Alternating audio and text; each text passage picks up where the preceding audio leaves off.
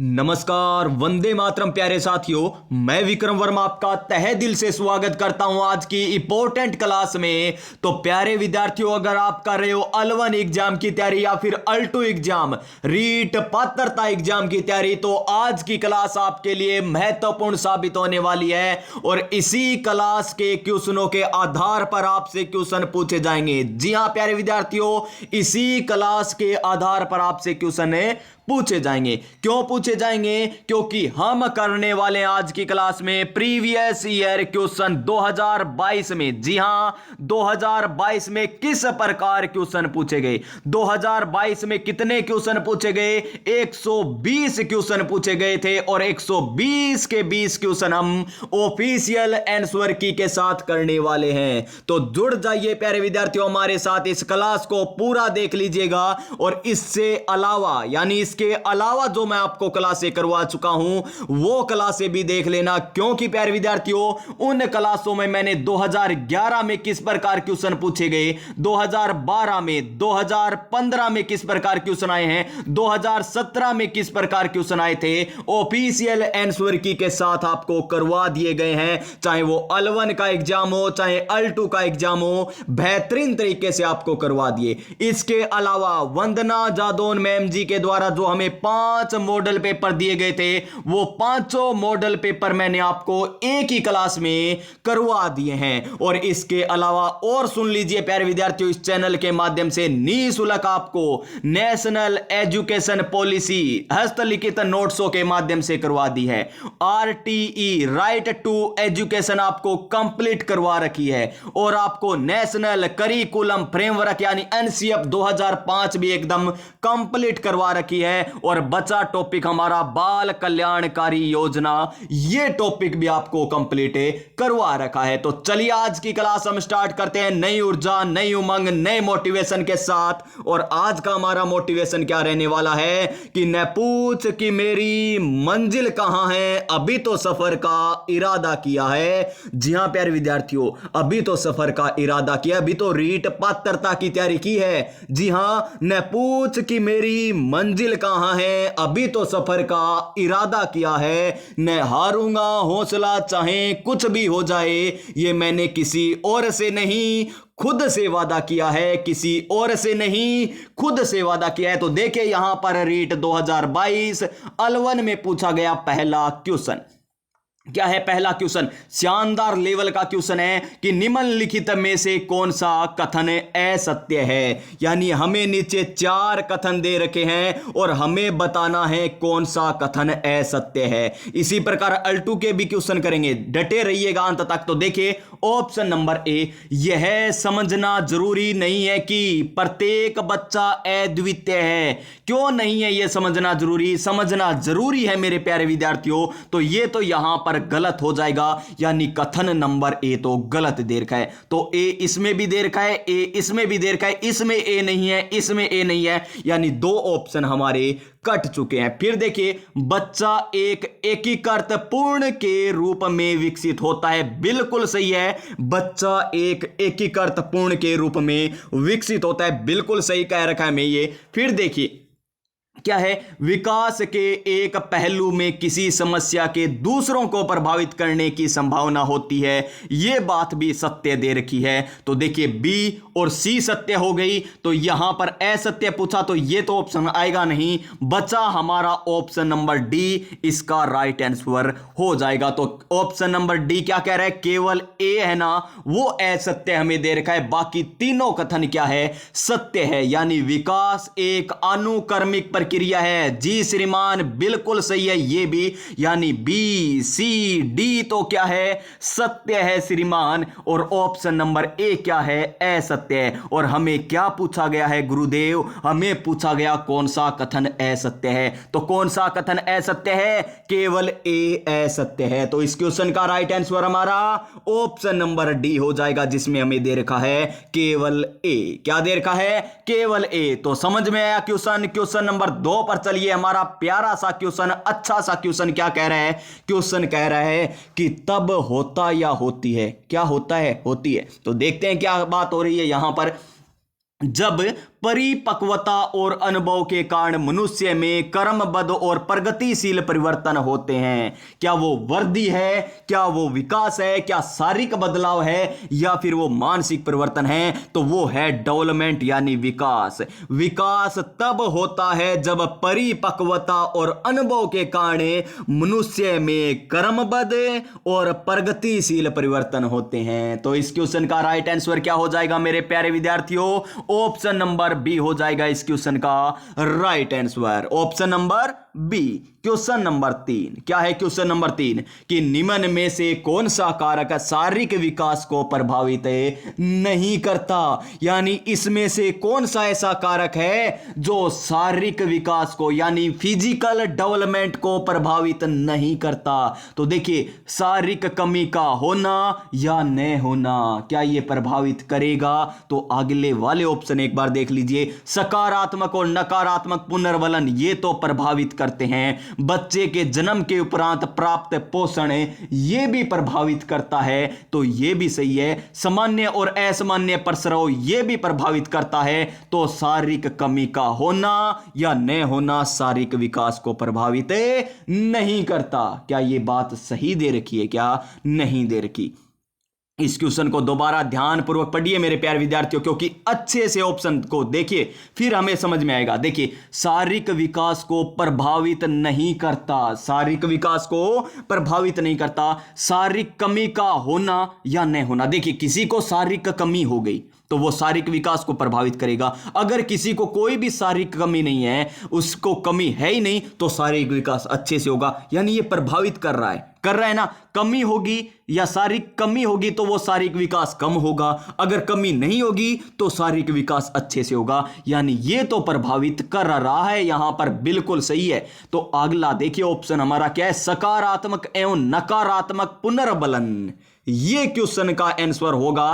क्यों होगा? क्योंकि सकारात्मक और नकारात्मक पुनर्बलन की बात कह रहा है यहां पर, तो ये शारीरिक विकास को प्रभावित नहीं करता। यानी ऑप्शन नंबर बी क्या हो जाएगा इस क्वेश्चन का राइट आंसर हो जाएगा। बाकी सभी सही है। बच्चे के जन्म के उपरांत प्राप्त पोषण, जी हां, पोषण शारीरिक विकास को प्रभावित करता है। और प्रसव होता है जो सामान्य और असामान्य, वो भी प्रभावित करता है। ठीक है जी, तो इस क्वेश्चन का राइट आंसर हमारा क्या होगा?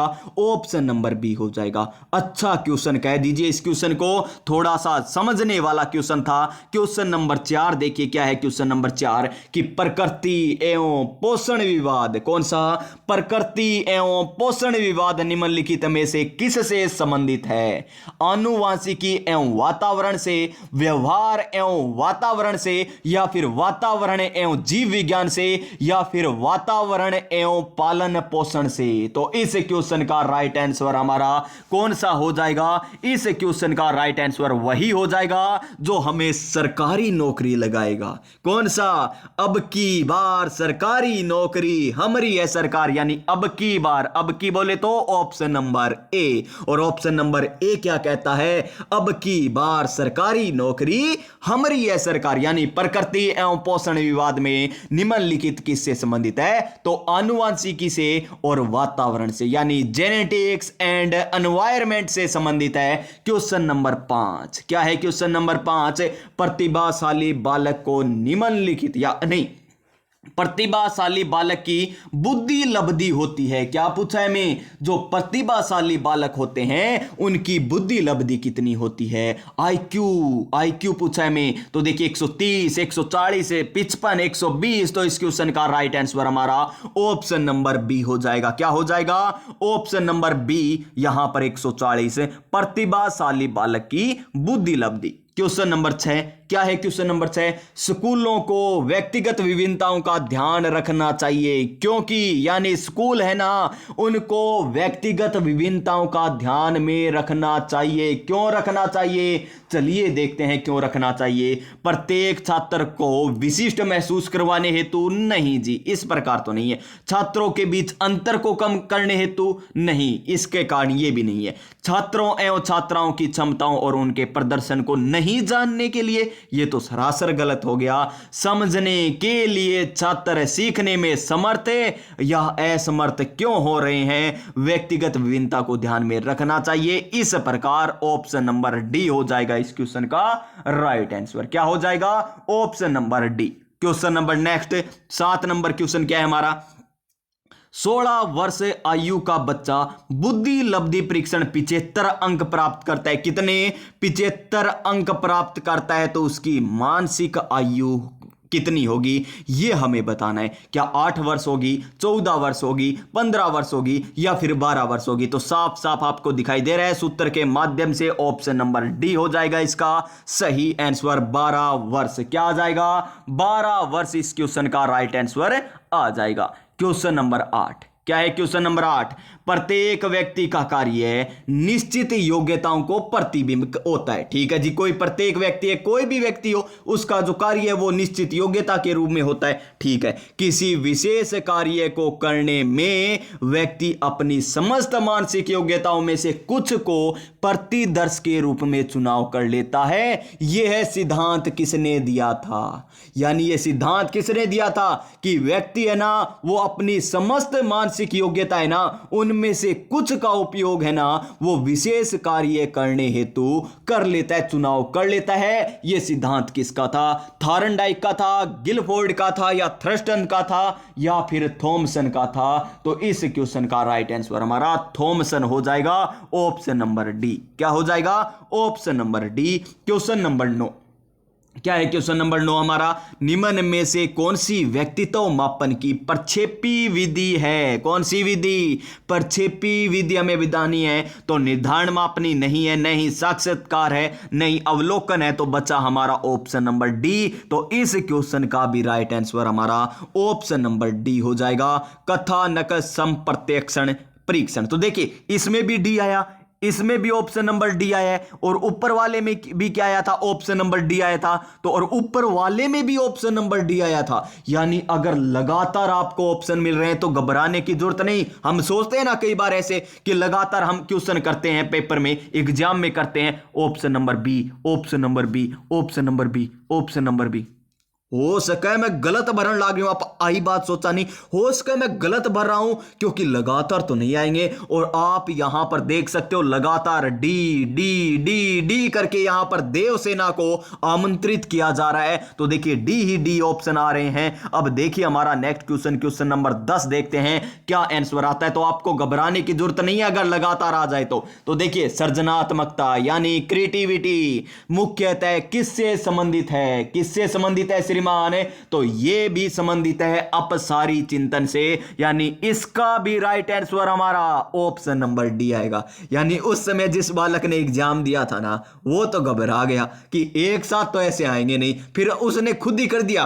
आता उसको है क्वेश्चन कहां डी आएगा, लगातार डी नहीं आएगा, तो उसने भर दिया होगा हाँ अब सारी चिंतन भर देते हैं, ऑप्शन नंबर सी कर देते हैं। डी डी लगातार आ गया तो ये डी तो आएगा नहीं। ऐसे आपको नहीं करना, अगर आ रहे हैं हो सकता है लगातार आ जाए और आप गलत करके आ जाएं इस चक्कर में कि लगातार आएंगे नहीं, आपको क्वेश्चन को अच्छे तरीके से पढ़ना है, फिर आंसर करना है, चाहे लगातार आए चाहे न आए। प्यारे विद्यार्थियों क्वेश्चन नंबर 11 देखिए क्या है कि निम्नलिखित में से कौन सी स्थिति समायोजन को बढ़ावा देती है? तिरो चिंता नहीं, चिंता हो गई तो समायोजन को बढ़ावा नहीं देगी। बीमारी का डर है तो भी समायोजन का बढ़ावा नहीं देगी। अपराध बोध के बारे में जुनूनी सोच, अपराध बोध के बारे में है तो यह भी समायोजन को बढ़ावा नहीं देगी। तो चिंता से मुक्ति और विक्षिप्ति भय, तो चिंता से मुक्ति होगी तभी तो समायोजन को बढ़ावा मिलेगा। यानी इस क्वेश्चन का भी राइट आंसर क्या मेरे प्यारे विद्यार्थियों? Option number D. कितने क्वेश्चन के लगातार ऑप्शन नंबर डी आ गए, तो घबराने की जरूरत नहीं, करके आने होंगे, आपको लगातार करके आने होंगे। अगर आ रहे हैं आंसर तो आपको ऐसा नहीं करना कि मैं लगातार ऑप्शन नहीं भरूंगा, मैं तो ए भरूंगा पहले, फिर बी भरूंगा, फिर सी भरूंगा, फिर डी भरूंगा। ऐसे कौन करके आएगा? ऐसे वही करके आएगा जो तुक्के लगा के आएगा। जी हाँ, तुक्के लगा के आएगा, वो ऐसे ही करके आएगा और वहां पर तुक्के क्या हो जाएंगे, उसके फेल हो जाएंगे, क्योंकि यहां पर तो एग्जामिनर आपसे भी चालाक निकल गया, लगातार ऑप्शन नंबर डी दे देगा यहां पर, जिस प्रकार 2022 के पेपर में दिया है। यहां पर देखिए प्रतिभाशाली बालक के लक्षण क्या है ये हमको बताने हैं। क्या बताना है, प्रतिभाशाली बालक के लक्षण हमें बताने हैं, तो देख लीजिए क्या होंगे उनके लक्षण। नंबर 1, अभिव्यक्ति में नव्यता। क्या है, अभिव्यक्ति में नव्यता। फिर क्या है, जिज्ञासा, जी हां जिज्ञासा होगी। वार्तालाप प्रियता, नहीं ये तो नहीं है। फिर देखिए सी जिसमें दे रखा है उस ऑप्शन को काटिए, पहले तो 3 दे रखा है इसको कट कीजिए, और कौन से में है, ठीक है एक में ही है तो एक ऑप्शन तो कट गया। अति सक्रियता यानी हाइपर एक्टिवनेस, ये तो नहीं होगा, अति सक्रियता भी नहीं होती प्रतिभाशाली बालक के लक्षण में, तो यहां पर जो 4 नंबर दे रखा है उसको भी काट दीजिए, 4 नंबर। तो बचा कौन सा हमारा, ऑप्शन नंबर बी बचा है, यानी 1 और 2 ये क्या हो जाएंगे, प्रतिभाशाली बालक के लक्षण। यानी आपको अभिव्यक्ति में नव्यता ये भी क्या है, प्रतिभाशाली बालक के लक्षण है। तो 1 और 2 यानी ऑप्शन नंबर बी आ जाएगा इस क्वेश्चन का राइट आंसर। क्वेश्चन नंबर 13, और क्वेश्चन नंबर 13 जैसे भी आता है, जो मैं आपको क्या कहता हूं, क्वेश्चन नंबर 13 किसका है, ये क्वेश्चन 13 है, किसका है, 13 है ये क्वेश्चन। यानी आपको इसका आंसर बताना है, यानी 13 को बताना है, आपको इसका कमेंट करके आंसर बताना है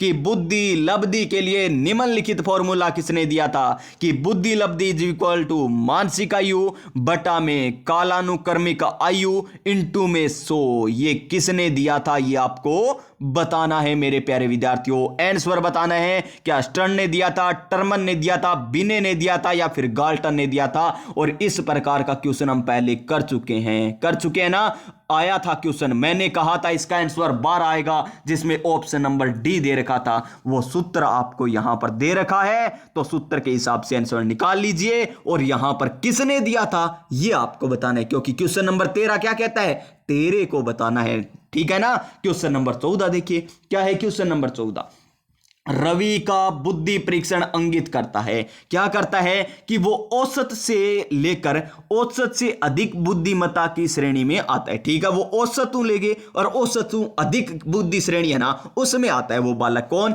रवि। हालांकि पढ़ने, वर्तनी, सामाजिक विज्ञान और विज्ञान में उसे ग्रेड बहुत कम है, उसके गणित की ग्रेड काफी अधिक है, गणित में बड़ो स्ट्रॉन्ग है हमारा टाबर यानी रवि। फिर देखो रवि लेखन कौशल में भी अच्छा है, रवि में अधिक संभावना है, किस प्रकार की है, डिसकैलकुलिया की है क्या, नहीं डिसकैलकुलिया की तो कैसे हो जाएगी, कैलकुलिया यानी कैलकुलेशन, वो तो गणित में तो बहुत अच्छा है, तो कैलकुलेशन संबंधी कैसे हो जाएगी। डिसग्राफिया, नहीं डिसग्राफिया भी नहीं होगी, क्योंकि डिसग्राफिया किससे संबंधित होती है, लेखन से संबंधित होती है। लेकिन यहां पर दे रखा है कि रवि लेखन कौशल में बड़ा ही अच्छा, यानी बड़ी अच्छी तरह लिख लेता है, अच्छी राइटिंग करता है। और फिर देखिए डिसलेक्सिया, यानी डिसलेक्सिया क्या है, पढ़ने संबंधी विकृति। जी हां रवि को यही तो है, क्योंकि यहां पर दे रखा है पढ़ने में, वर्तनी में, सामाजिक विज्ञान और विज्ञान में ग्रेड बहुत कम है, यानी उसे पढ़ने में दिक्कत है,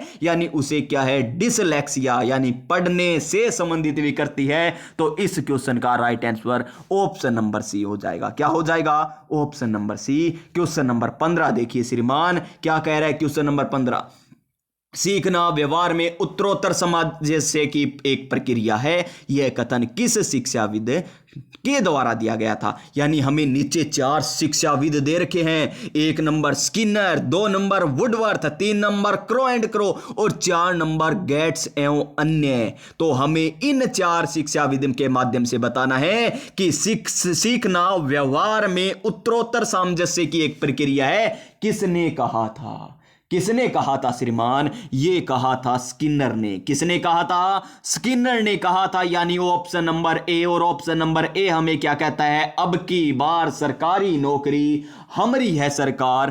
क्वेश्चन नंबर 16 क्या है, क्वेश्चन नंबर 16 कक्षा 2 की छात्रा है, कक्षा 2 की कोई छात्रा है सृष्टि को, कौन, कक्षा 2 की छात्रा सृष्टि को अध्यापिका ने मूल गणित विषय के सवाल करवाए। क्या करवाए? गणित के सवाल करवाए। किसको करवाए? सृष्टि को करवाए। किसने करवाए? अध्यापिका ने करवाए। ठीक है ना। अगले दिन उसने बाजार में सामान खरीदने के उपरांत दुकानदार द्वारा दी गई या की गई योग की गलती को चिन्हित करके सही करवाया। यानी अगले दिन कौन, सृष्टि जाती है दुकान पर क्या लाने? कोई भी चीज, मान लीजिए जैसे बिस्कुट हो गया, पार्ले जी बिस्कुट हो गया, और कुरकुरे मान लीजिए, क्योंकि सृष्टि दूसरी कक्षा में कुरकुरे खाएगी, कुरकुरे लाने जाती है और 2 थैली लेती है, 10 रुपए होते हैं, और क्या कहता है दुकानदार? 12 रुपए हो गए। यानी सृष्टि पढ़ी लिखी है, उसने गणित विषय में सवाल कर रखे हैं, यानी वो कैलकुलेशन अच्छे से कर रही है। उसने जोड़ लिया कि 1 5 रुपए का है तो 2 कितने का हो जाएगा? 10 रुपए का। यानी दुकानदार मुझसे 2 रुपए ज्यादा ले रहा है, तो सृष्टि कहती है 2 रुपए ज्यादा किस प्रकार ले रहे हो? यानी इस प्रकार का जो अधिगम है ना, वो किस प्रकार का अधिगम है, ये हमको बताना है जी। कौन सा है ये? नकारात्मक तो नहीं होगा, यहां पर नकारात्मक स्थानांतरण नहीं है, सकारात्मक, बिल्कुल सही है, सकारात्मक स्थानांतरण, ऑप्शन नंबर बी इस क्वेश्चन का राइट आंसर हो जाएगा। क्या हो जाएगा? Option number B. Question number 17 कि एक व्यक्ति निम्न में से या एक व्यक्ति में एक समय 2 विपरीत इच्छाओं का होना, यानी एक ही समय 2 विपरीत इच्छा आ गई, तो वो किस प्रकार है? द्वंद्व है, कुंठा है, चिंता है, या फिर वो दबाव है? तो वो एक प्रकार का क्या है? द्वंद्व। वो द्वंद्व में आ चुका है, 2 विपरीत इच्छाएं आ चुकी है, तो वो द्वंद्व है, ऑप्शन नंबर ए। और ऑप्शन नंबर ए क्या कहता है? अब की बार सरकारी नौकरी हमारी है सरकार। क्वेश्चन नंबर 18 देखिए, निम्न में से किस सिद्धांत को पुनर्वलन का सिद्धांत भी कहते हैं? तो किसको कहते हैं? आसान सा क्वेश्चन है, क्रिया प्रसूत अनुबंधन सिद्धांत को ही कहते हैं पुनर्वलन का सिद्धांत, ऑप्शन नंबर ए। तो इस क्वेश्चन का भी राइट आंसर ऑप्शन नंबर ए। इससे पहले का भी ऑप्शन नंबर ए, इसका भी ऑप्शन नंबर ए। क्वेश्चन नंबर 19 क्या है? क्वेश्चन नंबर 19, निम्नलिखित में से उस उदाहरण का चयन कीजिए जो आंतरिक अभिप्रेरणा को दर्शाता है। क्या करता है? जो आंतरिक अभिप्रेरणा को दर्शाता है। वंदना परीक्षा में अच्छे अंक प्राप्त करने के लिए कठोर परिश्रम कर रही है, ठीक है ना, कठोर परिश्रम कर रही है, जिससे वह अपने माता पिता से उपहार प्राप्त कर सके। देखिए, उपहार, पुरस्कार ये प्राप्त करने की मनसा है, तो ये तो बाहरी हो गया। पुरस्कार बाहरी क्या आता है? बाहरी अभिप्रेरणा में आता है, तो ये तो नहीं होगा, ऑप्शन नंबर 1 गलत। उर्मिला फटाफट गृह कार्य समाप्त कर रही है, क्योंकि गृह कार्य समाप्त करके वह टीवी देख सकेगी, टीवी देख रहेगी, यानी ये भी बाहरी हो गया। फिर देखिए, इल्ला ने देवनी आपनी हल्लरी हुलराए, वो याद है ना आपको राजस्थान जी के वाली, तो वही इल्ला आ गई यहां पर। इल्ला बहुत सारी पुस्तकें पढ़ रही है, क्योंकि वह जिले में प्रथम स्थान प्राप्त करके विद्यालय का नाम जिला स्तर पर रोशन करना चाहती है, यानी विद्यालय का नाम, ये भी बाहरी आ गया, ये भी नहीं है। मेगा अपने परियोजना कार्य के लिए विभिन्न स्रोत तलाश रही है, क्योंकि नई जानकारी प्राप्त करने में उसकी क्या है? रुचि। क्या है? रुचि है। और रुचि कैसी होती है? एक आंतरिक होती है, यानी ये क्या हो जाएगा? हमारा आंतरिक अभिप्रेरणा का उदाहरण हो जाएगा। कौन सा? मेगा वाला, option number D. Option number D. Question number 20 क्या है? क्वेश्चन नंबर 20, निम्न में से किसने अधिगम सिद्धांत का प्रतिपादन नहीं किया? अधिगम सिद्धांत का प्रतिपादन निम्न में से किसने नहीं किया? थॉर्नडाइक ने किया था, स्किनर ने किया था, कोहलर ने किया था, लेकिन बी.एस. ब्लूम के द्वारा अधिगम सिद्धांत का प्रतिपादन नहीं किया गया था। तो इस क्वेश्चन का राइट आंसर हमारा option number D. Question number 21 क्या है? क्वेश्चन नंबर 21 देखिए, बार बार बच्चों को सजा से बचने या इनाम पाने के लिए सीखने की गतिविधियों में संलग्न होने के लिए कहना क्या दर्शाता है? क्या दर्शाता है? उनकी बाहरी प्रेरणा को कम करता है, उसकी आंतरिक प्रेरणा को बढ़ाता है, बच्चों को लक्ष्य प्रदर्शन की बजाय महारत हासिल करने के प्रति ध्यान केंद्रित करने के लिए प्रोत्साहित करता है, या फिर बच्चों की प्राकृतिक रुचि और सीखने में शामिल होने की जिज्ञासा को कम करता है। तो इस क्वेश्चन का राइट आंसर हमारा ऑप्शन नंबर डी हो जाएगा। बच्चों की प्राकृतिक रुचि और सीखने में शामिल होने की जिज्ञासा को क्या करेगा? ये कम कर देगा। क्या कर देगा? कम। क्वेश्चन नंबर 22 RTE 2009 करवा रखा है आपको बड़े ही शानदार नोट्स के माध्यम से, वहीं से ये क्वेश्चन है। RTE अधिनियम 2009 के अनुसार शिक्षकों को प्रति सप्ताह काम के निर्धारित घंटे हैं। कितने घंटे हैं जी प्रति सप्ताह? तो निर्धारित घंटे 45 घंटे, option number C. Question number 23 देखिए, निम्न में से कौन सा एक उत्तम परीक्षण की विशेषता नहीं है? उत्तम परीक्षण की विशेषता निम्न में से कौन सी नहीं है? विश्वसनीयता है जी, वेदता है, वस्तुनिष्ठता है, लेकिन अभी क्षमता नहीं है, option number D. Option number D. Question number 24 क्या है? क्वेश्चन नंबर 24, शिक्षार्थी केंद्रित पाठ्यक्रम निम्नलिखित में से कौन सबसे महत्वपूर्ण है? यह देख लीजिए, आसान सा क्वेश्चन है।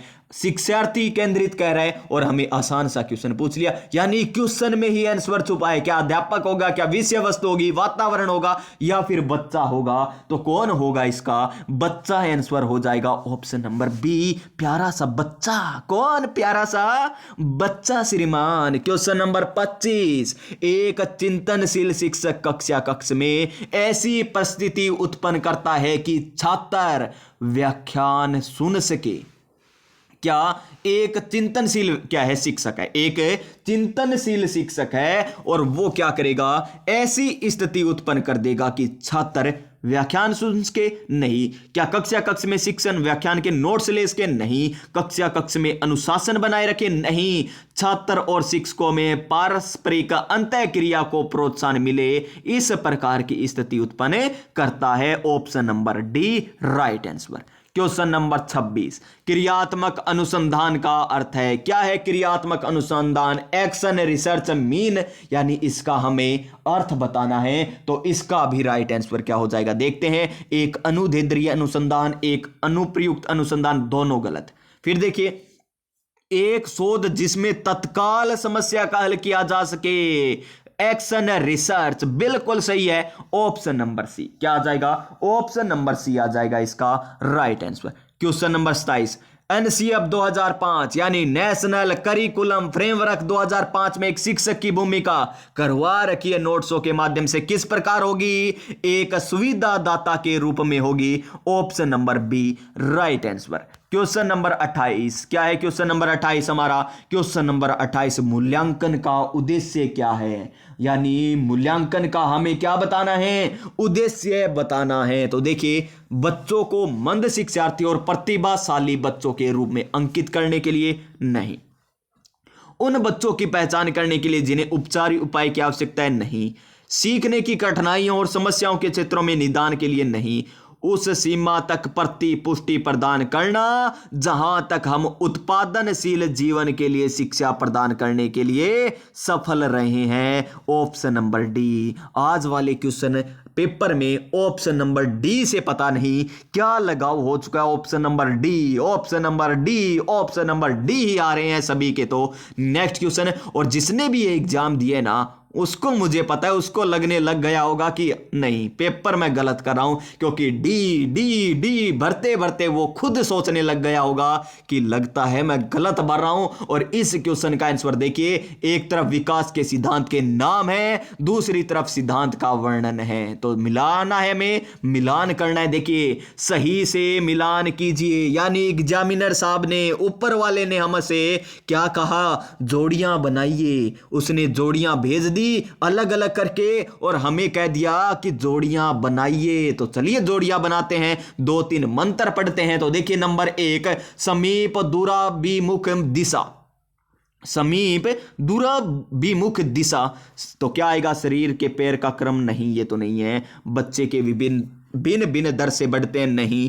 किसी एक बच्चे के विकास की दर विकास के एक क्षेत्र की अपेक्षा दूसरे से भिन्न है, यह भी नहीं है। शरीर के केंद्र से बाहर की ओर वृद्धि एक नंबर में आएगा हमारा डी। तो देखिए समीप दूराभिमुख दिशा कौन सा, शरीर के केंद्र से बाहर की ओर वृद्धि, तो डी इसमें नहीं है, पहले में इसमें नहीं है, तो डी डी बच गया। फिर देखिए आगे सिर पदाभिमुख दिशा, तो सिर से पैर की ओर क्रम, ये तो साफ साफ दिखाई दे रहा है, यानी ए आएगा, ए रहा, इसमें बी दे रखा है तो ये भी कट जाएगा। तो बचा हमारा option number A, right answer. Option number ए क्या कहता है, अब की बार सरकारी नौकरी हमारी है सरकार। इसी प्रकार क्वेश्चन नंबर नेक्स्ट देख लीजिए, 30 नंबर क्वेश्चन क्या है। 30 नंबर क्वेश्चन, विकास से की ओर बढ़ता है, विकास सामान्य से विशिष्ट की ओर बढ़ता है, या फिर विकास जटिल से कठिन की ओर, या फिर विकास विशिष्ट से सामान्य की ओर बढ़ता है, या फिर श्रीमान विकास साधारण से आसान की ओर। तो विकास बढ़ता है सामान्य से विशिष्ट की ओर, यानी ऑप्शन नंबर ए। और इस क्वेश्चन का राइट आंसर ऑप्शन नंबर ए हो गया। इसका मतलब क्या है, अब की बार सरकारी नौकरी हमारी है सरकार। तो जी हां प्यारे विद्यार्थी, L1 2022 में जो क्वेश्चन पूछे गए थे वो हम कर चुके हैं। अब आते हैं हमारे L2 एग्जाम में पूछे गए क्वेश्चन। तो देख लीजिए शानदार क्वेश्चन है, नए मोटिवेशन के साथ करते हैं इन क्वेश्चनों को। और मोटिवेशन क्या है, वक्त से लड़कर जो नसीब बदल दे इंसान वही जो अपनी तकदीर बदल दे। यहां कल क्या होगा कभी ना सोच मेरे दोस्त, क्या पता कल वक्त खुद अपनी तस्वीर बदल दे। क्वेश्चन नंबर 1, विकास का कौन सा आयाम नोम चॉम्स्की, कौन नोम चॉम्स्की के सिद्धांत से प्रभावित हुआ है, कौन सा हुआ है जी, भाषा विकास, नैतिक विकास, सामूहिक विकास, या फिर संज्ञानात्मक विकास। तो इस क्वेश्चन का राइट आंसर चॉम्स्की का भाषा विकास आ जाएगा, language development, option number A. और पहला ही ऑप्शन नंबर ए आ गया। इसका मतलब आपको पता ही होगा, अब की बार सरकारी नौकरी हमारी है सरकार। क्यों कह रहा हूं मैं बार बार, क्योंकि अब की बार सरकारी नौकरी हमारी है सरकार। जी हां, इसीलिए तो कह रहा हूं मैं। क्वेश्चन नंबर 2 देखिए, स्वभाव में व्यक्तिगत विभिन्नताएं आधारभूत रूप से होती है, अधिगमित या जन्मजात। देखिए व्यक्तिगत विभिन्नताएं जन्मजात नहीं है, अधिग्रहित नहीं है, न ही सांस्कृतिक है। तो इस क्वेश्चन का भी राइट आंसर क्या होगा, ऑप्शन नंबर ए, अधिगमित या फिर जन्मजात। सॉरी, यहां पर जन्मजात आएगा प्यारे विद्यार्थियों, क्या आएगा, जन्मजात आएगा, न कि अधिगमित आएगा। क्या जन्मजात होती है स्वभाव में, ये शब्द को ध्यान में देखिए, स्वभाव में व्यक्तिगत विभिन्नताएं आधारभूत रूप से जन्मजात होती है। किस प्रकार जन्मजात होती है, यानी ऑप्शन नंबर बी होगा इस क्वेश्चन का सही आंसर। क्वेश्चन नंबर 3, किसने व्यक्तित्व के किसी भी सिद्धांत को प्रतिपादित नहीं किया। ऐसा ही क्वेश्चन आया था L1 के एग्जाम में, जिसमें हमने आंसर कौन सा किया था, BS ब्लूम वाला किया था। उसमें थॉर्नडाइक ऑप्शन था, स्किनर ऑप्शन था, कोहलर ऑप्शन था, BS ब्लूम था ना। तो इसी प्रकार ये क्वेश्चन है। तो इसमें क्या आएगा, देखिए किसने व्यक्तित्व के किसी भी सिद्धांत का प्रतिपादन नहीं किया था। वहां स्किनर था, क्या ऑप्शन नहीं था, स्किनर ऑप्शन नहीं था, बाकी थे। तो B F Skinner, Sigmund Freud इन्होंने किया है, बी कैटल के द्वारा किया है, गॉर्डन ओलपोर्ट के द्वारा किया है, बी एफ स्किनर के द्वारा व्यक्तित्व के किसी भी सिद्धांत का प्रतिपादन नहीं किया गया। और उसमें क्या था, बी एस ब्लूम आया था आंसर, क्या आया था, बी एस ब्लूम। और ऑप्शन नंबर क्या आया था, डी आया था, ऑप्शन नंबर डी आया था। देखते हैं एक बार क्वेश्चन को, क्या देख लेते हैं कौन कौन से ऑप्शन थे। वहां पर थे हमारे, ये लीजिए यहां पर थे, ये रहा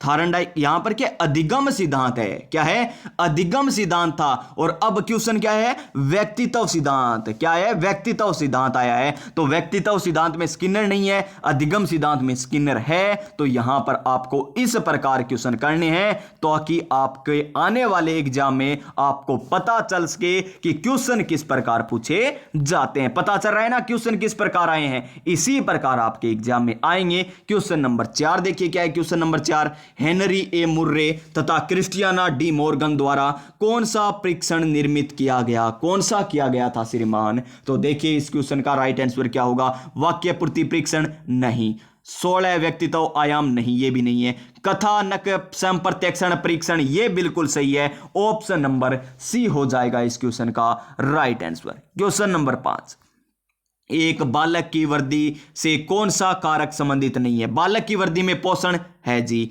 स्वास्थ्य है जी, और निद्रा भी है, लेकिन अधिवास नहीं है। यह गलत हो जाएगा। ऑप्शन नंबर डी आ जाएगा इस क्वेश्चन का राइट आंसर। फिर देखिए क्वेश्चन नंबर 6 क्या है? कौन सा परीक्षण बुद्धिमत्ता का सांस्कृतिक मुक्त अवाचिक परीक्षण है? कौन सा?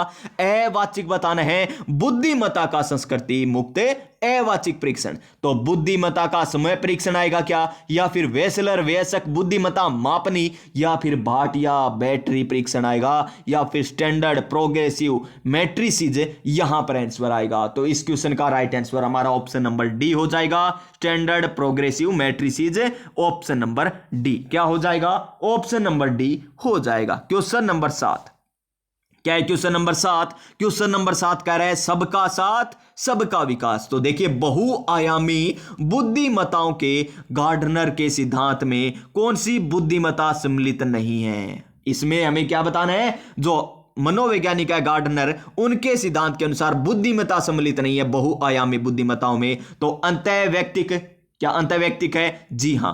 प्राकृतिक है जी, अस्तित्वकारी है जी, लेकिन सांवेगिक बुद्धि नहीं आती इनके अनुसार। ऑप्शन नंबर सी आ जाएगा इस क्वेश्चन का राइट आंसर। क्वेश्चन नंबर 8, रचनात्मक चिंतन के कौन से प्रकार से संबंधित है? रचनात्मक चिंतन के कौन से प्रकार से संबंधित है? क्या अत्यधिक चिंतन, क्या अधिचिंतन, या विमर्शी चिंतन, या फिर अपसारी चिंतन? तो इसका आंसर अपसारी चिंतन। Option number D, option number D. Question number 9, मानसिक विमंदित पद को किस पद के साथ प्रतिस्थापित किया गया? किस पद के साथ प्रतिस्थापित किया गया मानसिक विमंदित पद को? बौद्धिक अयोग्यता के साथ, या फिर मानसिक कमजोरी के साथ? तो इसका आंसर देखिए, आगे पढ़ने की जरूरत ही नहीं है, पहला ही हमें मिल चुका है। ऑप्शन नंबर ए, बौद्धिक अयोग्यता। क्या आ जाएगा? बौद्धिक अयोग्यता आ जाएगा। फिर देखिए हमारा क्वेश्चन नंबर 10 क्या है? क्वेश्चन नंबर 10 है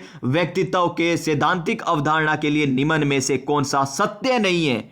स्थिर है जी, स्टेबल। स्थायी, ये भी सही है। अनूठा है जी, लेकिन सामान्य, ये सत्य नहीं है व्यक्तित्व के सैद्धांतिक अवधारणा के लिए सामान्य। Option number B. Question number 11, पढ़ने से संबंधित कर चुके हैं पहले क्वेश्चन। ये पढ़ने से संबंधित क्या आएगा? क्या डिसकैलकुलिया आएगा? नहीं आएगा। क्या डिसग्राफिया आएगा? नहीं आएगा। क्या डिसथाइमिया आएगा? नहीं आएगा। तो डिसलेक्सिया, ऑप्शन नंबर बी आ जाएगा इस क्वेश्चन का सही आंसर।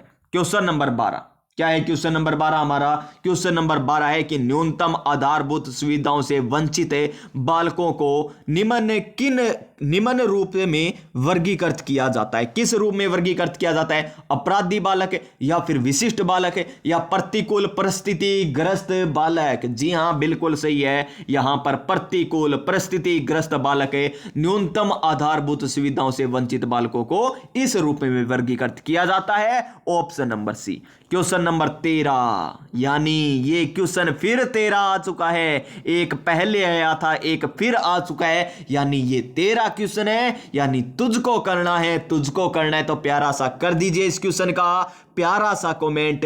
क्या आएगा कि कुसमायोजन का व्यवहारात्मक लक्षण है आक्रामकता, चिंता, असुरक्षा या उदासीनता? आपको साफ साफ दिखाई दे रहा होगा इस क्वेश्चन का आंसर। तो चलिए क्वेश्चन नंबर 14 पर चलते हैं। विशेष आवश्यकता वाले बालकों के साथ कौन सी विधि प्रत्यक्ष रूप से संबंधित नहीं है? विशेष आवश्यकता वाले बालकों के साथ कौन सी विधि प्रत्यक्ष रूप से संबंधित नहीं है, यह हमको बताना है जी। तो देखिए पाठ्यक्रम का विभिन्नीकरण, ये तो प्रत्यक्ष रूप से संबंधित है। खेल कूद व अतिरिक्त पाठ्यक्रम गतिविधियों का विकास, ये विशेष आवश्यकता वाले बालकों में शामिल है क्या? मुझे तो यही लग रहा है। एक बार और देख लेते हैं। भिन्न शिक्षण विधियां, ये शामिल है, ये संबंधित है प्रत्यक्ष रूप से। विशेष गतिविधियों के लिए प्रशिक्षण, ये भी है। तो ऑप्शन नंबर क्या आ जाएगा इस क्वेश्चन का राइट आंसर? हमारा ऑप्शन नंबर बी आ जाएगा। नेक्स्ट क्वेश्चन, क्वेश्चन नंबर 15 और क्या है क्वेश्चन नंबर 15, इवान पावलोव, जो इन्होंने क्या किया था, कुत्ते पर प्रयोग किया था, तो पावलोव द्वारा प्रतिपादित कौन सा सिद्धांत, शास्त्रीय अनुबंधन सिद्धांत। तो पूछा जा सकता है शास्त्रीय अनुबंधन सिद्धांत किसके द्वारा प्रतिपादित किया गया था, तो किसके द्वारा, इवान पावलोव के द्वारा किया गया था। तो अधिगम को निम्न के द्वारा समझाता है, किसके द्वारा, पुनर्वलन के द्वारा, अनुकरण या साहचर्य या फिर अंतर्दृष्टि। तो इस क्वेश्चन का राइट आंसर हमारा साहचर्य आ जाएगा, ऑप्शन नंबर बी। क्या आ जाएगा, option number B. Question number 16, निम्न में से कौन सी बालकों के लिए अधिगम की प्रक्रिया नहीं है, प्रतिबिंबन, तर्क, परिपक्वता या फिर कल्पना।